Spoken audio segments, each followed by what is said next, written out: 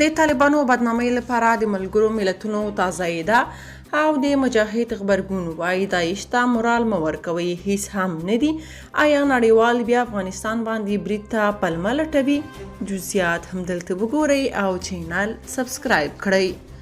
په افغانستان کې د طالبانو حکومت له ترهګرۍ سره د مبارزې په برخه کې د ملګرو ملتونو د سرمنشي د مرستیال هغه ریپورت رد کړی چې ګینې په افغانستان کې د اسلامي دولت یا داعش په نامه د وسلوالې ډلې وړتیاوې او بریدونه ډیر شوي دي.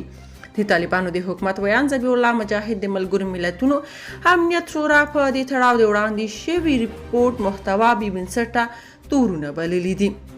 هغه زیاته کړې د دوی حکومت په داسې حال کې چې په دې ډول مسایلو کې د شفافې ښکیلتیا غوښتنه کوي څرګندوي چې په تیرو 2 کلونو کې د افغان امنیتي ځواکونو د ناقانونه وسلو او داعش پر ضد په سلهاو مستقل عملیات شوي چې هم پکې وسلې او مهمات نیول شوي او هم د داعش عملیاتي وړتیاوې له منځه وړل شوي دي.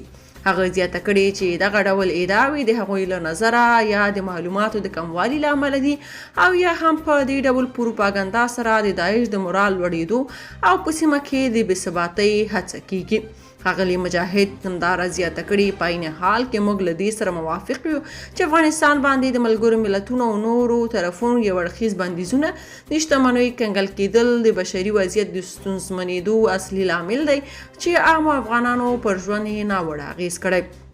هغه دا هم ویلي چې دوی د سیمه ییز ثبات په خاطر د دې وضعیت د بیړني بدلون غوښتنه کوي. شنونکي بیا وایي نړیوال غواړي چې له یوې خوا پر طالبانو فشار راوړي تر څو د دوی غوښتنې ومني او له بلې خوا غواړي چې پر طالبانو د بلې حملې لپاره ځان ته پلمه پیدا کړي.